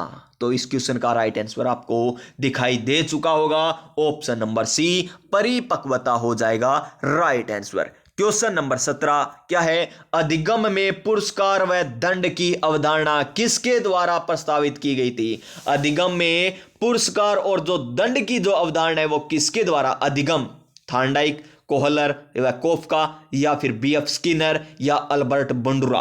तो बांडुरा, तो इसका आंसर ऑप्शन नंबर सी हो जाएगा हमारा right answer, BF Skinner. Question number 18, अधिगम की अवधारणा के लिए कौन सा कथन सत्य नहीं है, कौन सा कथन है सत्य नहीं है। अधिगम व्यवहार में परिवर्तन, अधिगम व्यवहार में परिवर्तन, ये कथन तो सत्य है, ये तो अधिगम व्यवहार में परिवर्तन बिल्कुल सही है। फिर देखिए, अपेक्षाकृत रूप से स्थायी अंतर परिलक्षित होता है, ठीक है जी। अधिगम अभ्यास द्वारा प्रभावित होता है, ठीक है जी। अधिगम एक जन्मजात प्रक्रिया है, यह सत्य नहीं है, ऑप्शन नंबर डी हो जाएगा इसका सही आंसर। क्वेश्चन नंबर 19 क्या है, क्वेश्चन नंबर 19 है, शिक्षा में अवधारणा मानचित्रण किसके रूप में या किसके द्वारा सुझावित किया गया, यानी शिक्षा में अवधारणा मानचित्रण किसके द्वारा सुझावित किया गया था, कार्ल जंग के द्वारा या मार्टिन ई सेलिगमैन के द्वारा या नोम जे चोम्स्की के द्वारा या जोसेफ डी नोवाक के द्वारा। तो इसका राइट आंसर हमारा option number D, Joseph D Novak के द्वारा किया गया था इसका सुझाव। नेक्स्ट क्वेश्चन, क्वेश्चन नंबर 20, शिक्षण का कौन सा प्रकार शिक्षण के उद्देश्यों पर आधारित नहीं है, कौन सा नहीं है, संज्ञानात्मक, भावात्मक, मनोगत्यात्मक या फिर वर्णात्मक शिक्षण। तो साफ साफ आपको पता चल रहा है, ऑप्शन बोलते ही आपको पता चल जाता होगा इस प्रकार के क्वेश्चन का आंसर तो ऑप्शन नंबर बी, क्योंकि इस प्रकार के क्वेश्चन हम बहुत कर चुके हैं मेरे प्यारे विद्यार्थियों, तो गलत नहीं होने चाहिए इस प्रकार के क्वेश्चन। क्वेश्चन नंबर 21, नैसर्गिक, क्या है, नैसर्गिकता, यहां पर नाम ही नहीं लिया जा रहा, देखिए, नैसर्गिकता से विचारों की सूची एकत्रण के द्वारा विशिष्ट समस्या के समाधान के समय रचनात्मकता विधि को कहा जाता है। क्या कहा जाता है, तो देखिए, मस्तिष्क विप्लव युक्ति कहा जाता है या फिर स्वामित्व अधिगम युक्ति कहा जाता है, समस्या समाधान युक्ति कहा जाता है या फिर अन्वेषण युक्ति कहा जाता है। तो इसका राइट आंसर हमारा ऑप्शन नंबर ए हो जाएगा, मस्तिष्क विप्लव युक्ति। क्वेश्चन नंबर 22, कक्षा अधिगम में अभिप्रेरण की भूमिका किस प्रक्रिया से प्रत्यक्ष रूप से संबंधित है, किस रूप से है जी, प्रगति तथा परिणाम का ज्ञान, अंतर व्यक्ति समायोजन, बिल्कुल सही है, interpersonal adjustment, option number B आएगा इस क्वेश्चन का सही आंसर। अधिगम में अभिप्रेरण की भूमिका किस प्रक्रिया से प्रत्यक्ष रूप से संबंधित नहीं है, तो वो आ जाएगा अंतर व्यक्तिक समायोजन, option number B. Question number 23, national curriculum framework 2005 का मुख्य दर्शन क्या है, क्या है इसका, तो बिना बोझ के सीखना, बिना बोझ के सीखना, learning without burden, option number B right answer हो जाएगा। ये क्यों बताए मुझको, देखिए, क्वेश्चन पढ़ते ही मैंने इसका ऑप्शन ही बोल दिया सीधा ही, क्यों बोल दिया, क्योंकि मैंने आपको करवा रखा है अच्छे तरीके से। मान लीजिए ये 3 क्लासों में हुआ था हमारा, हुआ था ना, और तीनों क्लासों में जितना पढ़ाया पहले दिन दूसरे दिन उतना रिवीजन, तीसरे दिन पहले दूसरे दिन का रिवीजन के साथ तीसरे दिन आपको फिर पढ़ाया था, इसलिए डायरेक्ट ऑप्शन याद हो गया इस क्वेश्चन का। तो क्वेश्चन नंबर देखिए यहां पर, क्या है, शिक्षा का अधिकार अधिनियम 2009 के लिए कौन सा कथन सत्य नहीं है? कौन सा कथन सत्य नहीं है, हमको यह बताना है। तो 6 से 14 वर्ष के प्रत्येक बालक को निःशुल्क और अनिवार्य शिक्षा, यह तो सत्य है जी। क्या है ये तो सत्य है। विद्यालय प्रबंध समिति, बिल्कुल सही है, इसका प्रावधान किया जाएगा। प्राथमिक शिक्षा के लिए राष्ट्रीय आयोग का गठन किया जाएगा। कितने सदस्य है, अध्यक्ष कौन है, सब कुछ करवा रखा है। प्रति सप्ताह 60 घंटे, गलत, यहां पर गलत दे रखा है, ऑप्शन नंबर डी गलत दे रखा है। क्वेश्चन नंबर 25, शिक्षा में क्रियात्मक अनुसंधान के विकास में किसने योगदान नहीं दिया? क्रियात्मक यानी एक्शन रिसर्च में किसने योगदान नहीं दिया था? कुर्ट लेविन ने, बकीगम ने, या फिर यहां पर स्टेफन एम कोवे ने, या इनमें से कोई नहीं? तो इसका राइट आंसर स्टेफन एम कोवे आ जाएगा, जिन्होंने योगदान क्रियात्मक अनुसंधान में नहीं दिया था। क्वेश्चन नंबर 26 क्या है? क्वेश्चन नंबर 26, शिक्षा मनोविज्ञान में किस स्तर के मापन को न्यूनतम प्रयोग किया गया है? कौन सा? क्रम सूचक मापनी, नामिक मापनी, आनुपातिक मापनी, या समान अंतराल मापनी? तो इस क्वेश्चन का राइट आंसर हमारा क्या हो जाएगा? ऑप्शन नंबर सी आनुपातिक मापनी हो जाएगा। क्वेश्चन नंबर 27 क्या है? क्वेश्चन नंबर 27, निम्न मनोवैज्ञानिकों में से कौन बाल विकास के सिद्धांत से संबंधित नहीं है? देखिए, बाल विकास सिद्धांत से संबंधित नहीं है, व्यक्तित्व से संबंधित नहीं है, अधिगम से संबंधित नहीं है, क्रियात्मक अनुसंधान से संबंधित नहीं है। क्वेश्चन किस प्रकार पूछे जा रहे हैं, पता चल रहा है ना आपको? तो इसीलिए ये प्रीवियस ईयर क्वेश्चन करने होते हैं। जीन पियाजे या मोसलो, बांडुरा या लेव वाइगोत्स्की, तो कौन बाल विकास के सिद्धांतों से संबंधित है? नहीं है। तो इस क्वेश्चन का राइट आंसर हमारा ऑप्शन नंबर बी हो जाएगा। क्या हो जाएगा? Option number B. Next question, आनुवांशिकता की भूमिका, आनुवांशिकता की भूमिका के अध्ययन के लिए कौन सी विधि वैध नहीं है? जुड़वा बच्चों पर अध्ययन करना, या अभिभावक बालक विश्लेषण, दत्तक ग्रहण अध्ययन, या फिर समवयस्क समय अध्ययन? तो इस क्वेश्चन का राइट आंसर हमारा क्या होगा? ऑप्शन नंबर डी समवयस्क समय अध्ययन इसका राइट आंसर हो जाएगा। क्वेश्चन नंबर 29 क्या है? क्वेश्चन नंबर 29 हमारा, एक व्यक्ति की दिखाई देने वाली दैहिक तथा मनोवैज्ञानिक विशेषताओं को के रूप में परिभाषित किया जाता है? तो फिनोटाइप आ जाएगा, के रूप में परिभाषित किया जाता है, option number C. Question number next 30 number question अल्टो में पूछा गया अंतिम क्वेश्चन, किस परिप्रेक्ष्य के अनुसार बाल विकास शरीर के अंदर एक विशिष्ट पूर्व व्यवस्थित प्रणाली को दर्शाता है? तो वो बायोलॉजिकल, जैविक, ऑप्शन नंबर सी इस क्वेश्चन का भी राइट आंसर हो जाएगा। तो प्यारे विद्यार्थियों, ये था अल्टो में पूछा गया पेपर। उसके बाद फिर आता है अल्टो में पूछा गया यहां पर तीसरी शिफ्ट में ये क्वेश्चन पूछा गया। किस प्रकार पूछा गया? तो देखिए यहां पर शानदार क्वेश्चन कि पहला ही क्वेश्चन इंपॉर्टेंट है। और देखिए क्या है पहला क्वेश्चन है कि विकास के नियम के रूप में कौन सा कथन सत्य नहीं है? विकास के नियम के रूप में कौन सा कथन सत्य नहीं है बताना है हमको, और नए मोटिवेशन के साथ बताएं क्या इसका आंसर। तो चलिए मेरे प्यारे विद्यार्थियों, एक प्यारा सा मोटिवेशन सुन लेते हैं। और मोटिवेशन क्या है? वो मोटिवेशन है हमारा, जीतेंगे हम ये वादा करो, कोशिश हमेशा ज्यादा करो, किस्मत भी रूठे पर हिम्मत ना टूटे, मजबूत इतना इरादा करो, मजबूत इतना इरादा करो। तो देखिए क्या है क्वेश्चन कि विकास के नियम के रूप में कौन सा कथन सत्य नहीं है? तो देखिए विकास के लिए प्रत्येक अवस्था समान रूप से महत्वपूर्ण है। विकास परिपक्वता और सीखने का परिणाम है, ये तो सही है। फिर देखिए विकास में व्यक्तिगत विभिन्नताएं होती है, बिल्कुल सही है। विकास के प्रारूप पूर्वानुमान्य होते हैं, ठीक है। तो ऑप्शन नंबर ए आ जाएगा इस क्वेश्चन का सही आंसर। विकास के लिए प्रत्येक अवस्था समान रूप से महत्वपूर्ण है, ये विकास के नियम का कथन नहीं है। Next question, question number 2। और क्या है क्वेश्चन नंबर 2? नैतिक विकास का सिद्धांत किसके द्वारा प्रतिपादित किया गया था? तो किसके द्वारा प्रतिपादित किया गया था नैतिक विकास का सिद्धांत? किए तो कोहलबर्ग के द्वारा किया गया था। तो यहां पर ना तो लेव वाइगोत्स्की आएंगे, ना हरलोक आएंगे, ना हेविंग हस्टर आएंगे। तो इसका answer option number B Lawrence Kohlberg आ जाएगा। क्वेश्चन नंबर 3, व्यवसाय चयन में व्यक्तिगत विभिन्नताओं को निम्न द्वारा समझाया जाता है। संज्ञानात्मक योग्यताओं में अंतर, या स्वभावगत प्रवृत्तियां, या सांस्कृतिक पृष्ठभूमि में अंतर, या अभिक्षमता में अंतर। तो इसका राइट आंसर हमारा अभिक्षमता में, डिफरेंट इन एप्टीट्यूड आ जाएगा option number D. Option number D आ जाएगा इस क्वेश्चन का right answer. Next question, question number 4, बाल विकास में वातावरण की भूमिका के द्वारा सबसे सही रूप में प्रतिबिंबित होती है।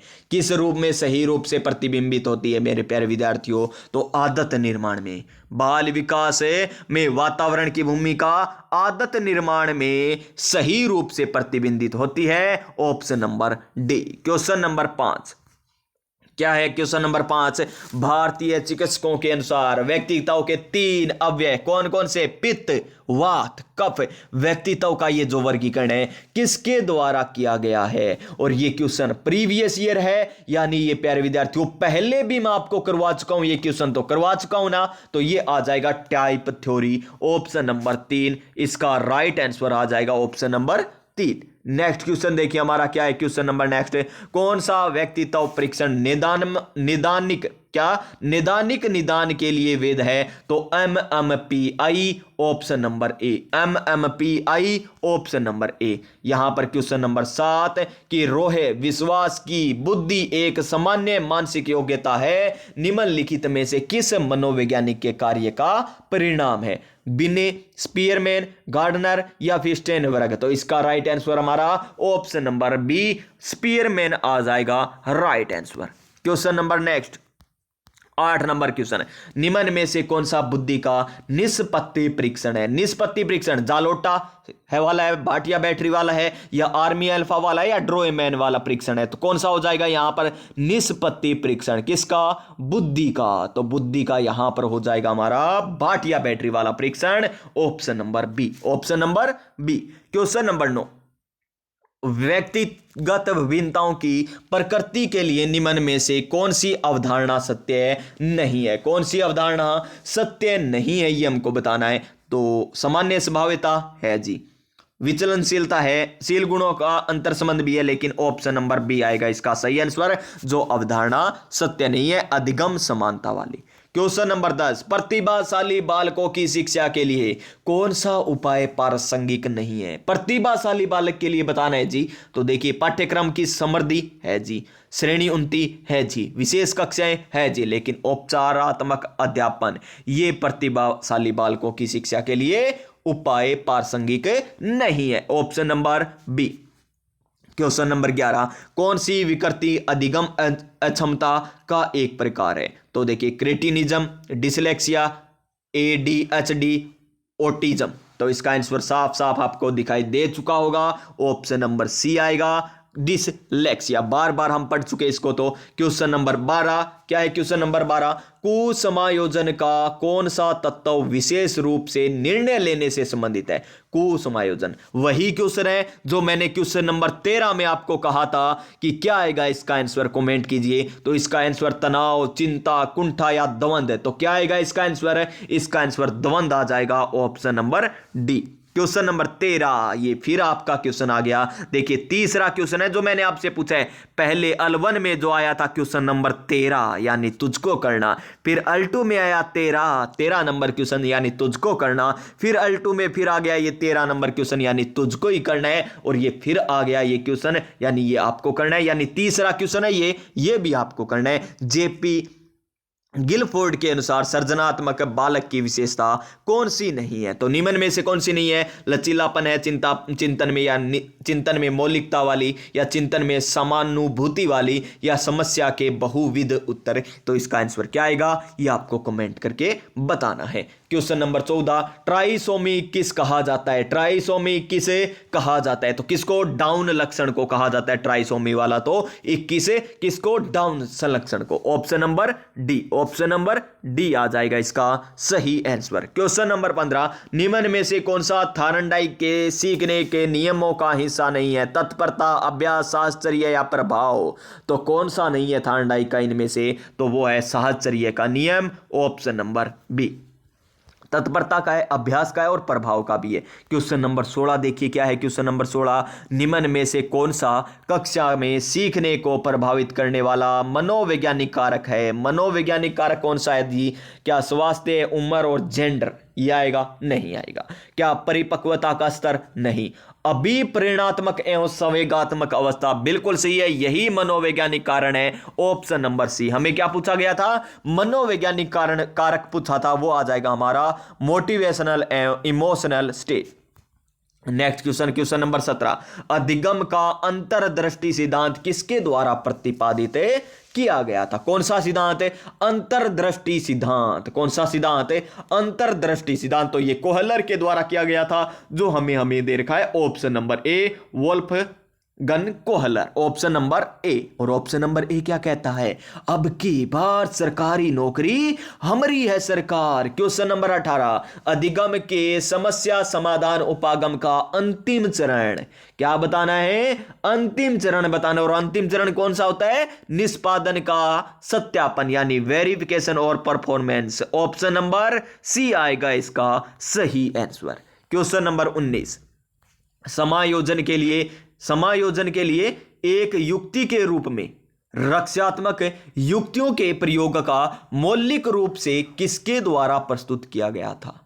समायोजन के लिए एक युक्ति के रूप में रक्षात्मक युक्तियों के प्रयोग का मौलिक रूप किसके द्वारा प्रस्तुत किया गया था? तो ये किसके द्वारा किया गया था श्रीमान? ये किया गया था सिगमंड फ्राइड के द्वारा, जो हमें दे रखा है ऑप्शन नंबर बी में। किस में दे रखा है? ऑप्शन नंबर बी में दे रखा है। क्वेश्चन नंबर 20, निम्न में से कौन सा बाह्य अभिप्रेरणा का उदाहरण है? बाहर, उपलब्धि की आवश्यकता, चिंता, पुरस्कार आपको दिखाई दे रहा होगा। Option number D right answer. पुरस्कार भारी है तो बाह्य अभिप्रेरणा का उदाहरण पुरस्कार हो जाएगा। क्वेश्चन नंबर 21 क्या है? क्वेश्चन नंबर 21 हमारा कि निम्न में से कौन सा शिक्षण के स्तरों के आधार पर शिक्षण का प्रकार नहीं है? बोध स्तर, समर्थि स्तर, प्रदर्शन स्तर या चिंतन स्तर? तो कौन सा नहीं है यहां पर? है यहां पर प्रदर्शन स्तर है। शिक्षण के स्तरों के आधार पर शिक्षण का प्रकार नहीं है। Option number B. देखिए बी ऑप्शन का लगाव है इस पेपर में। फिर देखिए 22 नंबर क्वेश्चन, डवाइट, क्या डवाइट डब्ल्यू एलन के द्वारा कौन सी शिक्षण अधिगम विधि प्रस्तुत की गई थी? कौन सी की गई थी श्रीमान? यहां पर सूक्ष्म शिक्षण या माइक्रो टीचिंग या फिर टीम टीचिंग यानी दल शिक्षण या मस्तिष्क विप्लव या फिर अंतः क्रिया शिक्षण? तो इसका आ जाएगा माइक्रो टीचिंग। ऑप्शन नंबर ए। ऑप्शन नंबर ए। क्वेश्चन नंबर 23, अभिप्रेरणात्मक चक्कर के 3 महत्वपूर्ण घटक हमें बताने हैं, तो बता दीजिए कौन कौन से होंगे? मोटिवेशनल साइकिल के, अधिगम, पुरस्कार, संतुष्टि होगा क्या? तो इस क्वेश्चन का राइट आंसर ये तो नहीं होगा। आवश्यकता, जी हां। अंतर्नोद, जी हां। प्रोत्साहन, जी हां जी। ऑप्शन नंबर बी होगा इसका right answer. Question number next क्या है? क्वेश्चन नंबर 24 हमारा, क्रियात्मक अनुसंधान का प्रमुख उद्देश्य है? क्या है इसका main object of action research? तो देखिए क्रियाविधि, नैदानिक, विवरणात्मक, रूपांतरणकारी। तो इसका आंसर क्या आ जाएगा हमारा? ऑप्शन नंबर क्या आएगा मेरे प्यारे विद्यार्थियों? मुख्य उद्देश्य, इसका आंसर रूपांतरणकारी आएगा option number D. Option number D आएगा ऑफिशियल आंसर की के साथ ऑप्शन नंबर डी आएगा। क्वेश्चन नंबर 25 क्या है? क्वेश्चन नंबर 25, उपलब्धि परीक्षण के निर्माण के लिए निम्न में से कौन सा सत्य नहीं है? कौन सा सत्य नहीं है जी? ये हम कर चुके हैं ना, आया था ना ये क्वेश्चन, पहले भी आ चुका है। तो इसका राइट आंसर क्या आएगा हमारा? Option number B. Option number B, मूल्यांकन। क्योंकि वस्तुनिष्ठता भी है, वेदता भी है, विश्वसनीयता भी है, लेकिन मूल्यांकन नहीं है। ऑप्शन नंबर बी आ जाएगा। राष्ट्रीय एनसीएफ, देखिए बार बार मैं बोल रहा था एनसीएफ आगे लगा भी रहा था। सन क्या लगा रहा था? एनसीएफ 2004 लगा रहा था क्या 2008 या फिर 2001? कब प्रस्तावित हुआ था मेरे प्यारे विद्यार्थियों? यह प्रस्तावित हुआ था हमारा option number B 2005। National curriculum framework 2005, बार बार बोला था ना, और क्वेश्चन ही आ गया। फिर देखिए क्वेश्चन नंबर 27, समानता, गुणवत्ता व परिमाण को भारतीय शिक्षा का दुर्गाह्य त्रिकोण किसने कहा था? समानता, गुणवत्ता और परिणाम, इनको क्या है? त्रिकोण के रूप में। कौन सा त्रिकोण? दुर्गाह्य त्रिकोण किसने कहा था? यशपाल ने या जेपी नायक ने या VKRV राव के द्वारा या गेजूबाई वधिका के द्वारा। तो किसके द्वारा कहा गया था ये? JP Nayak, Shri JP Nayak, option number B. Next question क्या है? क्वेश्चन नंबर 29 है, जीन प्याजे के संज्ञानात्मक, नहीं 28 नंबर क्वेश्चन है क्या? जीन प्याजे, क्या है 28 नंबर क्वेश्चन है? जीन प्याजे के संज्ञानात्मक विकास के सिद्धांत की कौन सी अवधारणा संबंधित नहीं है? स्कीमा, अधिग्रहण, आत्मसात्करण या फिर व्यवस्थापन। तो इसका क्या आएगा? अधिग्रहण आ जाएगा हमारा, option number B. Question number 29 क्या है? क्वेश्चन नंबर 29 कि जीन्स का जोड़ा जो विशेष गुणसूत्र पर एक विशिष्ट स्थान अधिग्रहित करता है तथा समान गुण को नियंत्रित करता है, क्या कहा जाता है उसको? तो क्या कहा जाता है? एलील कहा जाता है। क्या कहा जाता है? Allele, option number C. Question number 30 और इसका अंतिम क्वेश्चन कि सिगमंड फ्राइड द्वारा प्रतिपादित मनोलैंगिक विकास की अवस्था निम्न में से कौन सी है? कौन सी नहीं है? कौन सी नहीं है? तो फेलिल अवस्था है जी, ये तो एनल अवस्था ये भी है, इंडिपस कॉम्प्लेक्स अवस्था ये नहीं है, लेटेंसी अवस्था भी है, लेकिन इसका आंसर आ जाएगा हमारा ऑप्शन नंबर सी, जो अवस्था नहीं है मेरे प्यारे विद्यार्थियों। तो फिर देखिए हमारा अंतिम पेपर जो 2022 में पूछा गया था, यहां पर बड़ा ही शानदार नए मोटिवेशन के साथ देखते हैं रीट 2022 अल्टू साइकोलॉजी क्वेश्चन 4th शिफ्ट है। और क्या है यहां पर है हमारा मोटिवेशन है, मोटिवेशन रहने वाला है वक्त से लड़कर जो नसीब बदल दे इंसान वही जो अपनी तकदीर बदल दे। यहां कल क्या होगा कभी ना सोच मेरे दोस्त, क्या पता कल वक्त खुद अपनी तस्वीर बदल दे। तो निम्नलिखित में से सीखने की प्रक्रिया में शामिल है, कौन सा है शामिल जी? शारीरिक, मनोवैज्ञानिक, पर्यावरणीय या उपरोक्त सभी? या उपरोक्त सभी बिल्कुल सही है, ऑप्शन नंबर डी आ जाएगा इसका सही आंसर। क्वेश्चन नंबर 2, वो निकटतम वातावरण जिसमें व्यक्ति रहता है क्या है वो? सूक्ष्म प्रणाली है या मेसो सिस्टम है या एक्सो सिस्टम है या कालक्रम है? तो इसमें आ जाएगा सूक्ष्म प्रणाली, वो निकटतम वातावरण है जिसमें व्यक्ति रहता है, ऑप्शन नंबर ए। और ऑप्शन नंबर ए क्या कहता है? अब की बार सरकारी नौकरी हमारी है सरकार। फिर देखिए ने बहुबुद्धि का सिद्धांत प्रस्तावित किया था, किसने किया था बहुबुद्धि का सिद्धांत? हार्वर्ड गार्डनर के द्वारा किया गया था। आसान सा क्वेश्चन, ऑप्शन नंबर ए, अब की बार सरकारी नौकरी हमारी है सरकार। Question number 4, right to education अधिनियम 2009 के अनुसार निम्नलिखित किस प्रमाण पत्र के बिना कोई विद्यालय स्थापित नहीं किया जाएगा? प्रशंसा, मान्यता या नियम एवं शर्तें और प्राधिकार? तो मान्यता आ जाएगा इस क्वेश्चन का right answer, option number B. और जुर्माना भी मैंने आपको बताया था, जुर्माना कितना लगेगा इसका जाकर देख लीजिए उस क्लास को, बड़ी ही शानदार क्लास है। क्वेश्चन नंबर 5, अनुभव द्वारा उत्पन्न व्यवहार या व्यवहार क्षमता में किसी भी अपेक्षाकृत स्थायी परिवर्तन को कहा जाता है, क्या कहा जाता है उसको? अधिगम, विचारण, अनुभूति या फिर प्रेरणा? तो उसको क्या कहा जाता है? अधिगम कहा जाता है, ऑप्शन नंबर ए, ऑप्शन नंबर ए।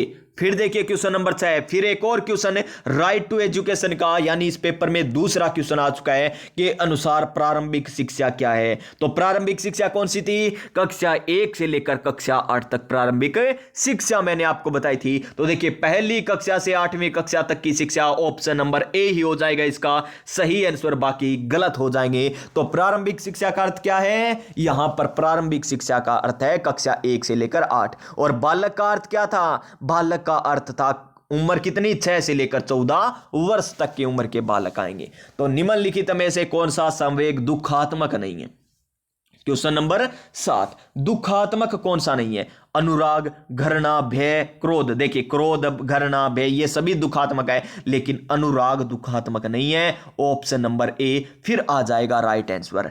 फिर देखिए एक और क्वेश्चन आ गया श्रीमान, आज तो राइट टू एजुकेशन के बहुत ही क्वेश्चन आए इस पेपर में। प्रति सप्ताह कितने घंटे काम करने निर्देश देता है शिक्षकों को? तो कितने देता है? ये फिर क्वेश्चन आया है और इसका आंसर 45 घंटे। ये क्वेश्चन तीसरी बार रिपीट हो चुका है, प्रति घंटे वाला, तीसरी बार रिपीट। क्वेश्चन नंबर 9, निम्नलिखित में से कौन व्यक्तित्व का जैविक निर्धारण नहीं है? और आज में हुए ये क्वेश्चन रिपीट है, और पहले जो आए हैं ना उसके अलावा अलग है, 2015, 11, 14 यानी जितने एग्जाम हुए हैं पहले भी आ चुका है ये क्वेश्चन। निम्नलिखित में से कौन व्यक्तित्व का जैविक निर्धारण नहीं है?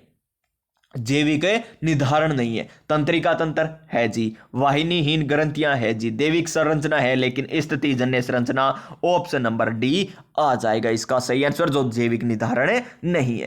क्वेश्चन नंबर 10, निम्नलिखित में से कौन आनुवंशिकता का सामान्य नियम है? प्रगति, रूपांतरण, प्रतीपगमन या जिसे पैदा होता है? जैसे पैदा होता है, तो इसका आंसर हमारा प्रगति आ जाएगा, ऑप्शन नंबर ए। देखिए इस पेपर में तो लगभग सभी ऑप्शन नंबर ए ही आए हैं। देखिए इसमें ए आया, इसमें क्या आया डी, इसमें बी, इसमें ए आया, इसमें भी ए आया, और इसमें भी क्या आया था, ए ही आया था ना। उसमें देखिए प्रशंसा मान्यता आया था, इसमें ही ए आया था, इसमें सूक्ष्म प्रणाली ए आया था। देखिए ए वाले ऑप्शन तो आप बार बार भरो ना, तो ध्यान रख लेना आप ऑप्शनों को। कई बार हो जाता है एक जैसे ऑप्शन आते हैं, फिर हम शायद सोचते हैं कि गलत भर रहे हैं, नहीं आ सकते हैं एक समान। तो देखिए क्वेश्चन नंबर 11, वैज्ञानिक अनुसंधान करने की दिशा में निम्नलिखित में से कौन सा कदम नहीं है?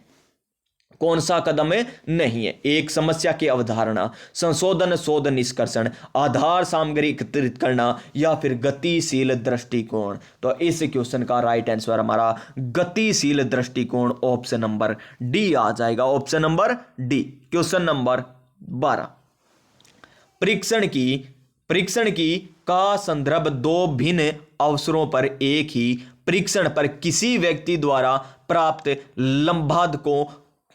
लंबधाकों की संगति से है। देखिए शब्दों को देखिए यहां पर कितने शानदार शब्द दे रखे। परीक्षण की का संदर्भ दो भिन्न अवसरों पर एक ही परीक्षण पर किसी व्यक्ति द्वारा प्राप्त लंबधकों को की संगति से है। कौन सा है? विश्वसनीयता आएगा, वेदता आएगा या फिर वस्तुनिष्ठता आएगा? तो यहां पर विश्वसनीयता आ जाएगी, ऑप्शन नंबर ए।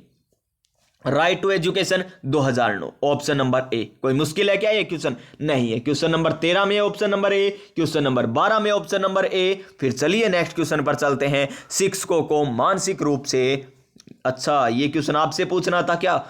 अब आप सोच रहे हो सर इतना इजी क्वेश्चन आया तो आपने बता दिया, नहीं ये आप ही बताइए फिर भी। क्वेश्चन नंबर 13 बोले तो 13 यानी तुझको करना है, इसका भी साथ में कमेंट कर दीजिए। यहां पर मुझे बहुत आसान लगा क्वेश्चन, इसलिए मैंने फटाक से आंसर ही बता दिया। मैंने सोचा ये जल्दी जल्दी निकाल देता हूं, क्वेश्चन नंबर 13 मैं बता देता हूं। कोई तो क्वेश्चन ऐसा है जो हम फटाक से बताएं। तो चलिए नेक्स्ट क्वेश्चन मैं आपको बता देता हूं कि क्वेश्चन नंबर 14 क्या है। शिक्षकों को मानसिक रूप से विक्षेपित लोगों को निर्देश देते समय यह ध्यान रखना चाहिए कि, क्या ध्यान रखना चाहिए श्रीमान? कि अधिक व्यवसायिक कौशल सीखे, learn more vocational skills. Option number B right answer आ जाएगा इस क्वेश्चन का right answer.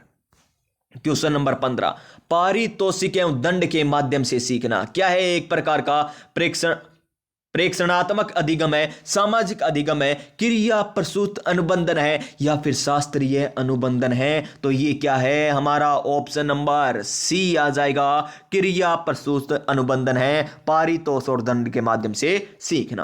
Question number 16, fried के अनुसार व्यक्तित्व की प्राथमिक संरचनात्मक तत्व है क्या है? फ्राइड के अनुसार आपने कर चुके हैं ये क्वेश्चन, प्रीवियस ईयर क्वेश्चन है। क्वेश्चन नंबर 16 का right answer option number B, इदम अहम पराहम आ जाएगा right answer.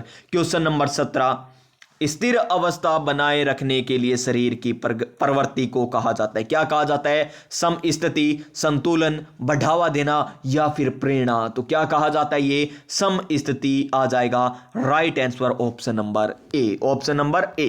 Question number 18, Sita एक डे केयर सेंटर पर जाती है, वेतन कम है और काम के घंटे लंबे हैं, लेकिन वह बच्चों के आसपास रहना पसंद करती है और उच्च वेतन वाली नौकरी की तलाश करने की कोई इच्छा नहीं रखती। यानी उसकी कोई इच्छा नहीं है कि उसकी सैलरी 1 लाख रुपए हो, 50,000 रुपए हो। वो चाहती है कि मुझे 10,000 रुपए मिले और मैं बच्चों के पास रहूं। सीता की प्रेरणा की किस प्रकार लगती है? वो आंतरिक है, बाह्य है, स्वार्थी है या बाहरी है? स्वार्थी का तो कोई सवाल ही पैदा नहीं हो सकता इस ऑप्शन में। तो तो फिर देखिए हमारा क्या दे रखा है, बाहरी, बाहरी भी नहीं है वो, न यहां पर ये आएगा तो आंतरिक आ जाएगा राइट आंसर, क्योंकि वो आंतरिक रूप से क्या करती है, अच्छा महसूस करती है, पसंद करती है वो, तो आंतरिक आ जाएगा राइट आंसर। क्वेश्चन नंबर 19, प्रतिभाशाली की पहचान में हमें प्राथमिकता देनी चाहिए। माता पिता की राय, वस्तुनिष्ठ परीक्षा का परिणाम, शिक्षकों की राय या फिर सामुदायिक दृष्टिकोण। तो इसका आंसर क्या आ जाएगा, वस्तुनिष्ठ परीक्षा का परिणाम, option number B. Previous year question है ये भी प्यारे विद्यार्थियों, ये 2022 में पूछा गया, इससे पहले ये क्वेश्चन 2017 में भी आ चुका है। देखिए रिपीट होते हैं क्वेश्चन, इसीलिए प्रीवियस ईयर क्वेश्चन करवाने का मेरा मकसद है। और देखिए निम्नलिखित में क्वेश्चन नंबर 20 में क्या दे रखा है, निम्नलिखित में से कौन सा संज्ञानात्मक कार्य पद्धति के स्वस्थ स्तर को बनाए रखने में मदद करने के लिए उपयुक्त नहीं है। कौन सा नहीं है जी, इसका आंसर क्रीड़ा में भाग लेना ये तो है, ये क्रॉस वर्ड पहली काम करना ये भी है, आसानी जीवन शैली ये नहीं है, ऑप्शन नंबर सी आ जाएगा राइट आंसर। क्वेश्चन नंबर 21 क्या है, जीवन अस्तित्व के संघर्ष और उत्तरजीविता की एक सतत श्रृंखला प्रस्तुत है। क्या आएगा इसका आंसर जी, क्या आएगा, शानदार क्वेश्चन है। डार्विन, शेफर, जरसील्ड या स्पेंसर कि जीवन अस्तित्व के संघर्ष और उत्तरजीविता की एक सतत श्रृंखला प्रस्तुत करता है, ये किसने कहा, डार्विन ने कहा था, ऑप्शन नंबर ए। शानदार क्वेश्चन पेपर है, वास्तव में शानदार पेपर है, इसी प्रकार आना चाहिए पेपर। और यहां पर देखिए पियाजे द्वारा दिए गए संज्ञानात्मक विकास के सिद्धांत में निम्नलिखित में से कौन सा विकास का प्रमुख काल नहीं है, कौन सा नहीं है, संवेदी प्रेरक स्थिति, पूर्व संक्रियात्मक स्थिति या चक्रीय चरण या फिर औपचारिक क्या प्रचालन। तो इसका आंसर क्या आएगा हमारा, ऑप्शन नंबर सी चक्रीय चरण, ऑप्शन नंबर जी चक्रीय चरण। क्वेश्चन नंबर 23, जब कोई व्यक्ति सूचनाओं को संसाधित कर रहा होता है तो मस्तिष्क में चलने वाली मानसिक गतिविधि क्या कहलाती है। तो क्या कहलाती है मस्तिष्क में चलने वाली, तो वो लर्निंग अधिगम है, या फिर मानसिक कल्पना है, या मेंटल इमेजिनरी है, या फिर थिंकिंग यानी विचारण है, या फिर कंसेप्ट यानी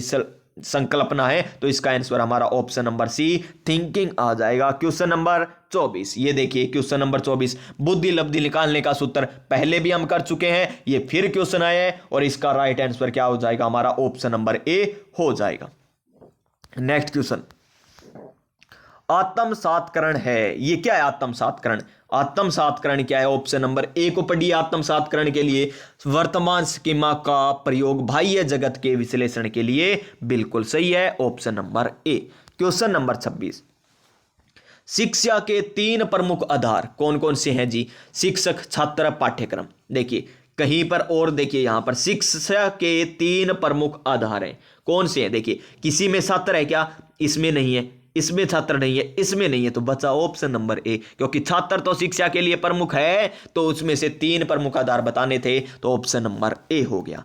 क्वेश्चन नंबर 27, डिसलेक्सिया क्या है, यह डिसलेक्सिया कितनी बार आ चुका है, ये क्वेश्चन 2022 के ही पेपरों में, 2017 के पेपरों में आ चुका है ये डिसलेक्सिया वाला। तो क्या है डिसलेक्सिया श्रीमान, डिसलेक्सिया पढ़ने की कठिनाई है, ऑप्शन नंबर ए। और गणित की समझने की जो कठिनाई है वो क्या थी, डिसकैलकुलिया थी। क्वेश्चन नंबर 28 देखिए कि व्यक्ति को चित्रों की एक श्रृंखला दिखाई जाती है और एक कहानी बनाने के लिए कहा जाता है, यह प्रक्षेपी तकनीक में प्रयुक्त किया जाता है। कौन सी है ये तकनीक मेरे प्यारे विद्यार्थियों, कौन सी है जी, ये है कथानक संप्रत्यक्षण परीक्षण, TAT, बिल्कुल सही, ऑप्शन नंबर ए, ऑप्शन नंबर ए। नेक्स्ट क्वेश्चन, क्वेश्चन नंबर 29, क्या है क्वेश्चन नंबर 29, निम्नलिखित में से कौन सी व्यक्तित्व का आकलन करने के लिए एक व्यक्तिगत विधि नहीं है, कौन सी नहीं है, तो व्यक्तिगत इतिहास है, साक्षात्कार तकनीक है, वस्तु सूची तकनीक है, निर्धारण मापनी, ये नहीं है, option number D, option number D. और क्वेश्चन नंबर 30 और आज का इस क्लास का अंतिम क्वेश्चन बड़ा ही शानदार और जानदार, निम्नलिखित में से कौन सा मानसिक मंदता के वर्गीकरण के अंतर्गत नहीं आता। हल्की मंदता आती है, मध्यम मंदता आती है, गंभीर मंदता आती है, लेकिन तीव्र मंदता नहीं आती, option number D right answer हो जाएगा प्यारे विद्यार्थियों। तो ये था हमारा आज का पेपर प्यारे विद्यार्थियों 2022 में पूछे गए सारे क्वेश्चन मैंने आपको करवा दिए, चाहे L1 में पूछे गए हो चाहे L2 में पूछे गए हो, जितने एग्जाम हुए थे 2022 में रीट के वो सारे क्वेश्चन आपको मैंने करवा दिए। लगभग आज कितने, लगभग क्यों 120 क्वेश्चन किए, कितने किए हैं 120 क्वेश्चन आज किए हैं प्यारे विद्यार्थियों। और एक पेपर हमारा बचता है 2021 वाला, वो हम कल कर लेंगे तो कोई दिक्कत नहीं। उसके बाद 5 मॉडल पेपर बचेंगे, वो हम एक दिन में और कर लेंगे। बस इतना ही मैटर बचा है हमारा, फिर हमारा सिलेबस कंप्लीट तो हो चुका है। वैसे तो हम तो मॉडल पेपर रिवीजन कर रहे हैं, यानी प्रीवियस ईयर क्वेश्चन कर रहे हैं, शानदार क्वेश्चन कर रहे हैं। तो प्यारे विद्यार्थियों आज की क्लास आपको किस प्रकार लगी कमेंट करना। जो 13 क्वेश्चन थे यानी 13 नंबर क्वेश्चन थे ना, वो आपको आंसर करके बताने हैं। तो क्लास अच्छी लगे लाइक करना, शेयर करना, चैनल को सब्सक्राइब करना और पास में जो बेल आइकन है उसे दबा देना ताकि आने वाली क्लास का नोटिफिकेशन आपको मिल सके। तो प्यारे विद्यार्थियों स्वस्थ रहिए, मस्त रहिए और अपनी अपनी तैयारी में व्यस्त रहिए। मिलते हैं नेक्स्ट क्लास में नई ऊर्जा, नई उमंग, नए मोटिवेशन के साथ। तब तक जय हिंद, जय भारत।